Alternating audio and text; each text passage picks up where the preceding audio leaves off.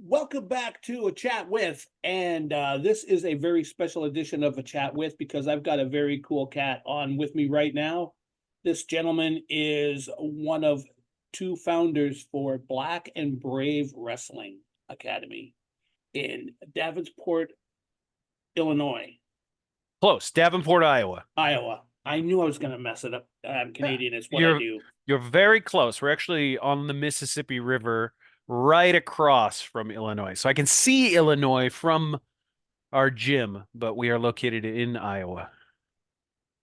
Anyway, that being said, this is one of the top schools around, and the other founder for the school is the WWE World Champion Seth Rollins, and we are here to talk with Marek Brave today. Marek, how you doing, buddy? I'm doing well, Sam. Thanks for having me on again. Now, the last time we were on, we talked all about the school and how it works and what's going on and that sort of thing. This is more of a fun time. But before we get to the fun part of it, I just want to get your take on the whole wrestling situation now. It seems like where it used to be you had to like WCW or you like WWE. Now it seems like it's not so much an AEW versus WWE type thing. It's more of a you can watch this and watch this too. Yeah. Are you getting that feeling? And do you think that's good for the sport? Yeah, absolutely. I do get somewhat that same feeling. I personally am fine with that. Anybody can watch what they want to watch or not watch what they don't want to watch. I do see a little online discourse between the two factions of fans. Some people that are pro WWE and anti AEW and vice versa. But for the most part, I think it's a good thing that there are multiple organizations that are providing professional wrestlers a way to make a living. There are a lot of guys in AEW, a lot of guys and gals in AEW that wouldn't have had an opportunity to make a living in WWE based on their size or experience level, things like that. So I think it's great that people are able to make a living in multiple different spots, you know. Um, and competition has always been good for professional wrestling. Most people romanticize the Attitude Era. Well, the Attitude Era happened because of WCW's NWO storyline and their shift towards an edgier product. And WWF at the time had to follow suit in order to keep up in the Monday Night Wars. So we got the Attitude Era out of that. So, this generation of wrestling is going through their own transition a little bit. We've seen it over the last few weeks on WWE television. Things have gotten a little bit edgier, with The Rock's return. And I think that that's good for the product as a whole. And hopefully it will continue even after WrestleMania is over. But we'll see how it goes. But so far so good, wouldn't you agree? I do. I totally agree. And I like the way they're getting more into the realism of it as opposed to the whole character driven fantasy aspect that it was back in the day. I think that the whole we'll call it gray area of it is I think is very, very cool. Where we've seen on Monday Night Raw last week, we saw The Rock and Cody Rhodes in that epic fight at the end of the Raw episode. And the things that are happening this week as we go towards the big event this Saturday and Sunday.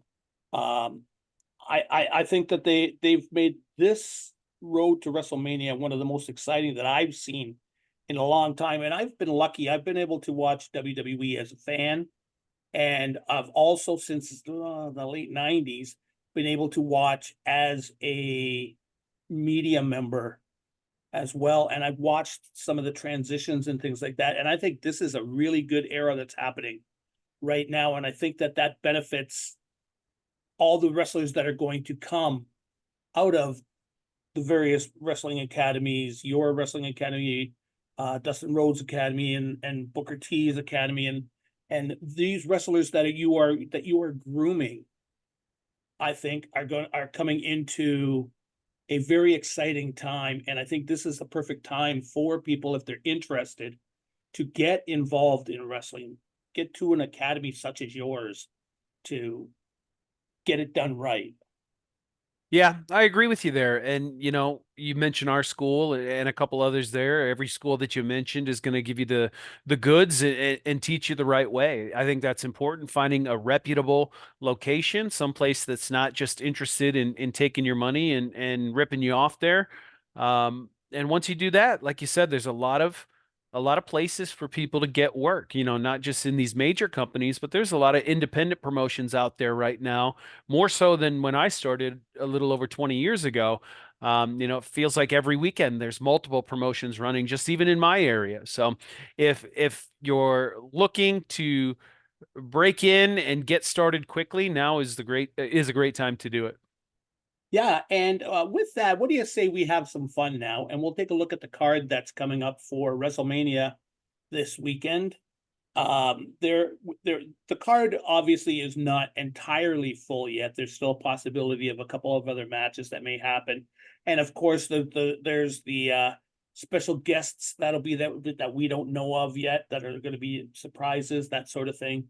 Sure. Um, so what do you say we take a look? Well, I'm not going to look at a night one, night two because that card hasn't been finalized yet, but we do know the one night uh card match is Cody Rhodes and Seth Rollins taking on The Rock and Roman Reigns in a tag team match with the stipulation that if Reigns and Rock beat Cody and Seth, bloodline rules apply for the Roman Reigns Cody Rhodes match.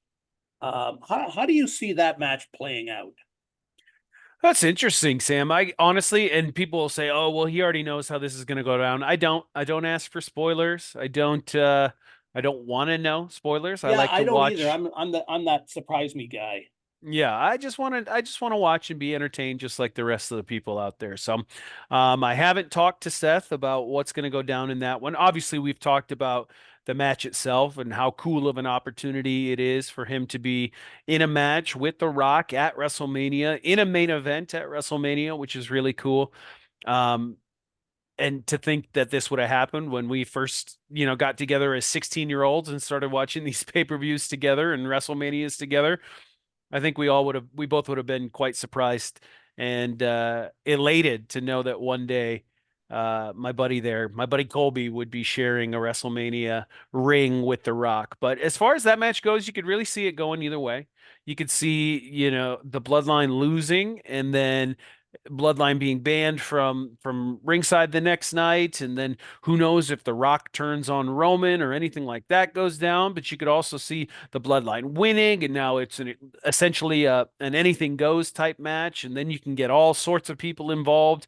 I know there's rumors online that Stone Cold Steve Austin might interject or John Cena might interject. I'm all for it. Let's get as many people, as many stars out there as possible. So I'm gonna be honest, Sam. I can't predict that one. I don't know who's going to win. I guess if I had to guess, I'd probably say Cody and Seth on this one. But I don't know. I think either way, it's going to be a great match, and the fans are going to be in for a treat. I would totally agree. In my opinion on the match, I think, and I hate to say it because I'm a Seth fan. Mhm. Well, you know that because I came after your school, and for me, I have this dreaded feeling that they're going to lose, but I think in the end they win. If that makes any sense to you, and here's why: because there's been and all the conspiracy theorists out there, I'm sure you've seen them online, I've seen them online, have been noticing the little subtle things that Rock's been doing during promos and things. Such as when they all do number one, he does a gun instead of a number one. Different, but the same. When he's talking about what he's going to do to Cody, when he says he's going to beat him down and beat him and whoop his candy ass and all that stuff, he looks right at Roman when he says it. Cody, when he's talking to Roman and saying, I'm not coming after that, I'm going to take everything. My theory is I think they're going to lose, and Solo and Jimmy leave Bloodline on day two. Interesting. That could be cool. I think because there's been little subtle things, like I said, like when Reigns is doing promos, you can see sometimes Solo rolls his eyes, or he'll look at Jimmy like seriously, Yeah. and that sort of thing. And I think that Solo is finally getting to a point where he's tired of being just the goon. I think he wants to really get out there and show that he is of Samoan descent. He is a member of the family, but he is a viable member on his own. And I think that Jimmy is going to go with him. And I think they turn on Reigns, and that's when Cody finishes his story. Could be very interesting. Could be very, very interesting. I know a lot of people online would be very upset if Cody didn't finish his story at this WrestleMania, even more so than last year. But there's always that, nagging feeling in the back of your head. Do they want Roman to break Hogan's record? Because he's got to win at Mania if that's going to happen. Exactly. And moving to our next match, we'll take a look at um Seth taking on Drew McIntyre for the title on day 2. I think that is going to be a very, very rough match. I don't think you're going to see a lot of catch can,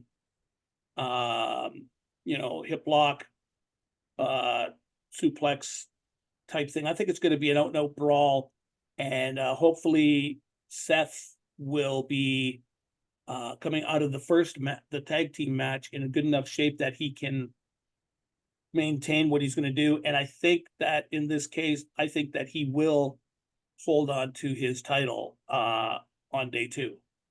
Yeah, and I mean, just credit to him for being the type of warrior that he is. Obviously, coming off of the most recent knee injury, just a tweak there with the MCL, but he was off the road for a couple months while he was rehabbing that, and just recently hit the live events again, and has been, knocking the ring rust off here a little bit. But for him to come back so quickly after something like that, and then directly.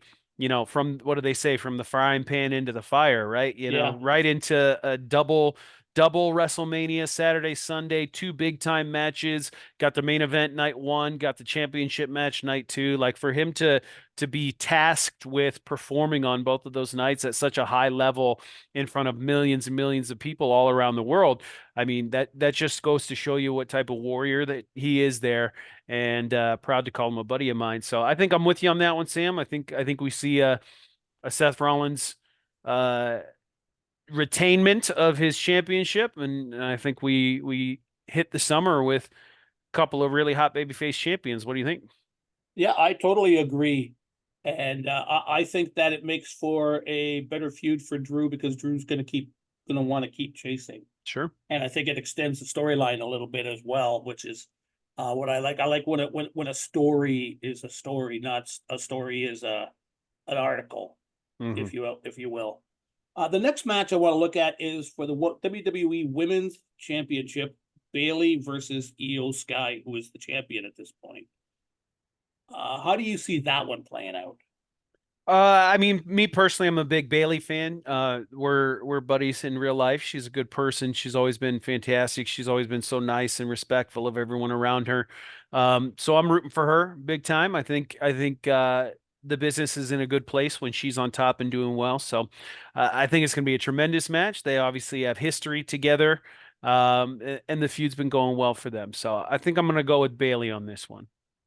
I I I think that it's going to be a very tough go for Bayley, but I think that she has an opportunity to win the title, but I think she's going to have a lot of hassle with damage control. She's going to have to overcome that as well, and I think that hopefully she can go back to the original Bailey, not the hugger, Sure. but the toughness that she showed as a face back then, where I can remember her being tossed into the light board and things like that, and coming back to win the title on the same in that same match. So that's the Bailey I want to see. I don't want to see the Bailey that was running around for the last couple years and ducking and having others fight her battles. I think she's going to fight this one on her own, and I think she can overcome. I agree. Now, The next one, I can't pick a winner in this one because no matter how this match goes, we all win. And that is Mama Bear, Becky Lynch, and Rhea Ripley. Rhea is really on a roll right now. And Becky, well, Becky's the man. And putting these two together in this situation, like I said, we're all, we're all going to win. That is going to be a great match. I think a great women's match. And I think it's something that people will be able to look at and say, that was top notch. And I think it has a possibility to be one of the best matches on the card. Yeah, I think it's gonna be phenomenal. Becky, again, obviously know her very well in real life. She's a tremendous human being. Um, if I'm honest, I kind of want to see a double turn here. Wouldn't it be cool to see Rhea turn babyface at the same time Becky turns heel, and then that can inject new life into this feud, and they can continue with that for a couple more months here. I think that'd be kind of a fun little deal, a babyface Rhea. I mean, she's already getting a lot of babyface pops anyways and getting cheers Yeah. from the audience. You know, she's a fan favorite. And Becky, such a good character that she can do both very easily. She could switch on the drop of a dime if she needs to. So I would love to see a little double turn in that one and position Rhea. I would probably have Rhea retain and then position her as a top babyface to head into the summer as well. That's a good call. I like that. I would like to see Becky as the heel. I love to watch Becky as a heel. Just the way she plays it, she does it very, very well, and she comes about the character with honesty and integrity, if that makes sense for a heel. But I think that's a good call. I never saw it that way, but having you hearing you say that, that makes sense. I think that could be a cool thing. It could be another Bret Hart Stone Cold. Yep, could be fun. Now, the next match I want to look at is Sami Zayn and Gunther. I really like Gunther. When he first came out, I thought, "Oh my good lord, what's this?" But as I've watched him grow and his character, I think I really like how he's talking about respect for the ring, respect for the sport, Mhm. and then he does what he does. Sure. I think that is going to be a great match, but I think Gunther comes out with the title. I think I'm with you on that one. Both tremendous performers. If I'm being entirely honest, I feel like Gunther's probably my favorite wrestler in the world right now. I've just really enjoyed his work and even his promo skills. You know, English not his first language, and he still goes out there and he kills it every time they give him a microphone. So big fan of Gunther. I've been a huge fan of Sammy's for a long time now. We used to be on shows together way back in the day, when he would come around the Midwest here. And he's always been a cool dude and just a very interesting personality. So I think everybody's in for a treat. I think it's going to be a fantastic match, but I do think Gunther retains in the end. Now, the next one I want to look at is a three-way title match for the U.S. title: Logan Paul, Kevin Owens, and Randy Orton. Now, in this one, I'm not a fan of Logan Paul. And when I say that, I don't mean the person. I don't mean, I mean, like, I don't like Logan Paul's character Sure. in the sense of he's a heel and that's what he's supposed to be doing. So he's doing the right thing. Right. I look at him and I just cringe every time I see him. And that's, I think, what we're supposed to do. Sure. But he has really shown me that he has a lot of respect for the sport. He isn't just coming in going, I'm a celebrity, I'm going to have fun. He's learning, he's working hard at what he does, and he's insane. Like some of the things I've seen him do, like that off the corner holding the phone onto the announce table was like, that's just nuts.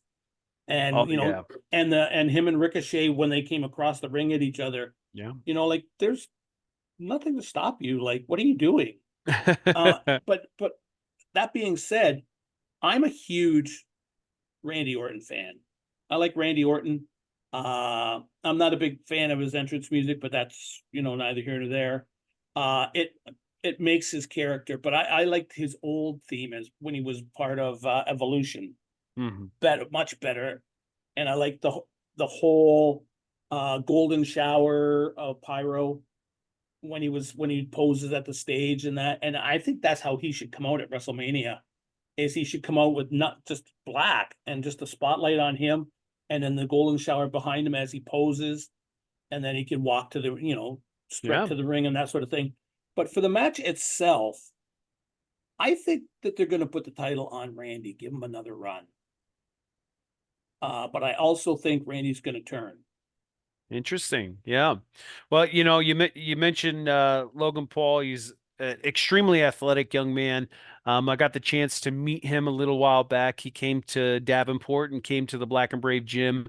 And, despite his on-screen persona, he's actually a very nice, respectful young man. Asked me a bunch of questions.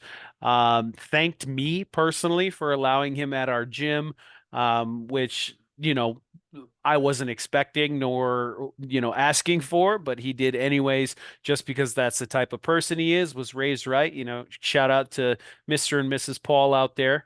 But as far as this match goes, I'm going to go out on a limb and say Kevin Owens is going to take it. I think Randy certainly deserves a championship, but I almost feel like the US title is just a step below where Randy's at as a performer. And I think if you're gonna have Randy challenging for a title or wearing a title, it should be a world championship. So if on the offhand that something does happen and Seth doesn't win, maybe you could see Randy find his way into a title picture against Drew McIntyre, in some possible way. Maybe that's something that could happen here. But I think Randy is a legendary performer, and I'd like to see him challenge for a top title instead of a quote unquote mid card title.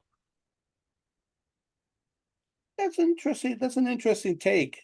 Um, and then we have uh his brother Jake, Yes. who I hate to say it, but I so hope Tyson just knocks his block off. And I mean athletically, I don't mean I hate the guy or anything. But just that the arrogance just makes me just like the arrogance just does nothing for me.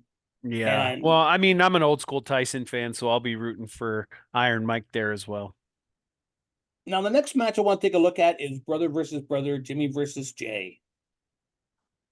Uh, which one of them makes you feel oozy?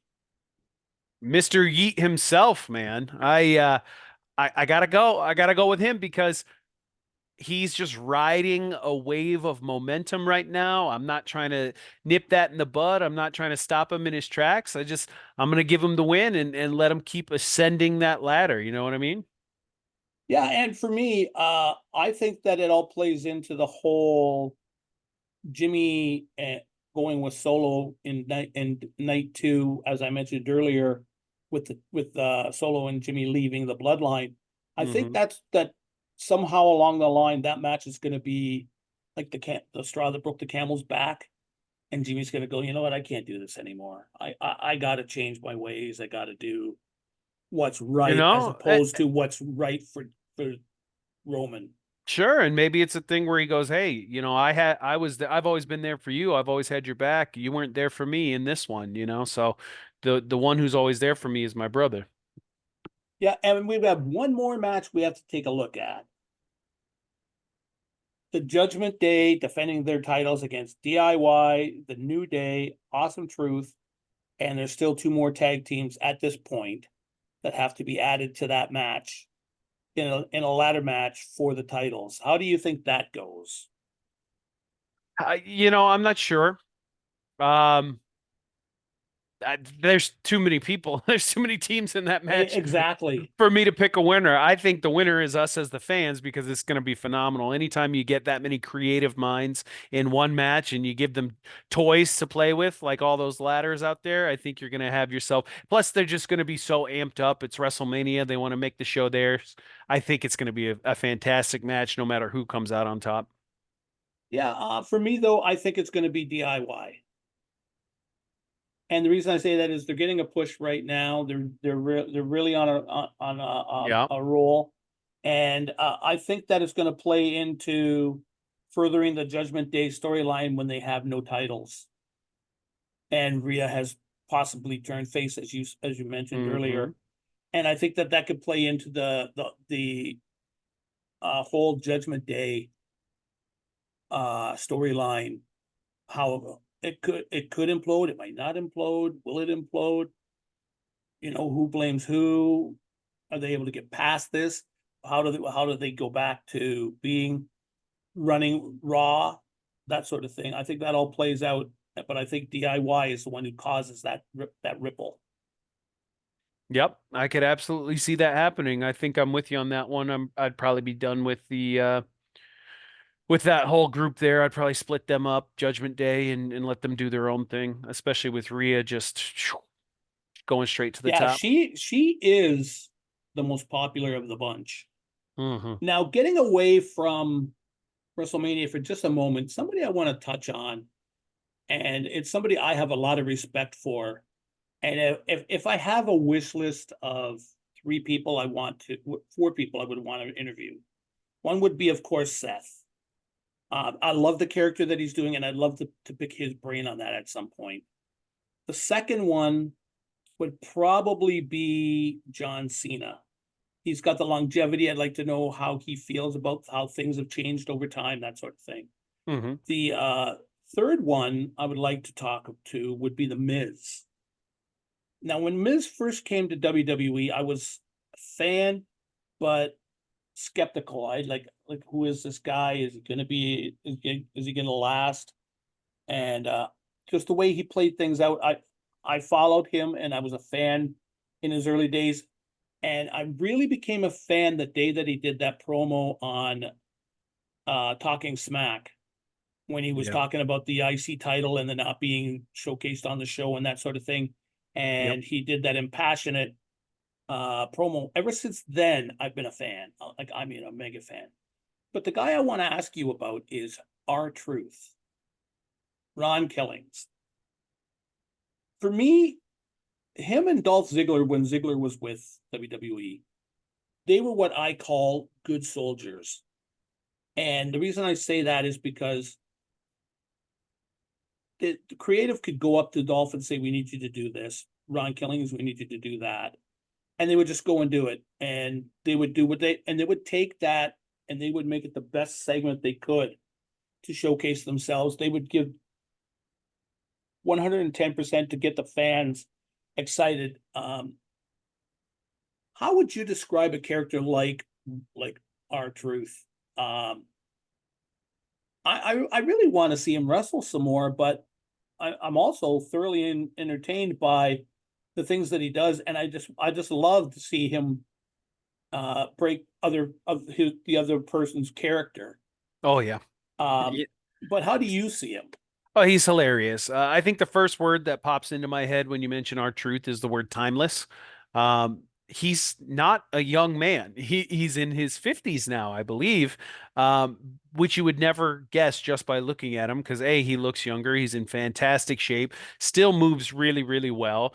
But he's a team player, like you mentioned. Whatever he's asked to do, he'll do it, and he'll make it a must-watch segment, even if it's supposedly some sort of afterthought segment. You will watch it because whenever R-Truth is on your screen, you're going to be entertained. So, wrestling more, maybe at his age, he's comfortable with the amount of times he wrestles, and maybe he's comfortable with the length of his matches, or maybe he does want more. I don't know. I can't speak on that, but I know that when I see R-Truth on the screen, I'm in for a treat. And so if you know allowing that to happen more often is something that they're interested in doing, I'm interested in watching. And with that, let's talk about the school Hmm. very, very briefly.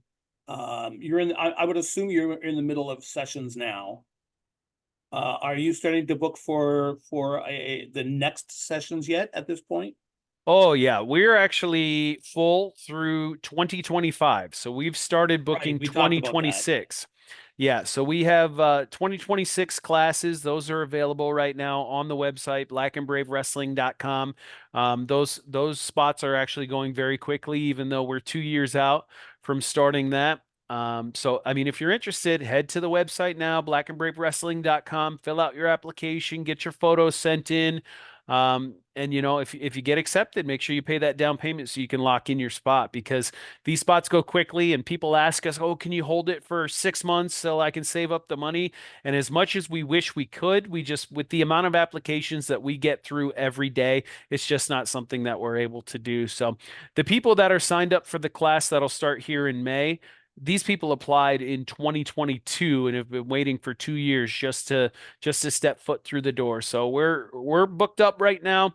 And you got to kind of be thinking ahead a little bit. All right, where am I going to be at in 2 years, and am I going to be ready to head there? And in some ways, it may feel like, oh, it's such a long time, and I don't want to wait that long. But if you look at it from a different perspective, and you look at it, well, that gives me 2 years to prepare myself mentally, prepare myself physically, get in the gym, get in really good shape so that you can maximize your time once you get to us. If you look at it like that, it's actually a good thing that we have an extensive waiting list, because you can apply now because you know it's your dream, but then you can spend the next year and a half to 2 years really focusing on making sure the best version of yourself is going to show up and be ready to learn, and not let things like cardiovascular shape or not having, muscles here, there, and everywhere, not letting that get in the way of achieving the dream that you've set out to achieve.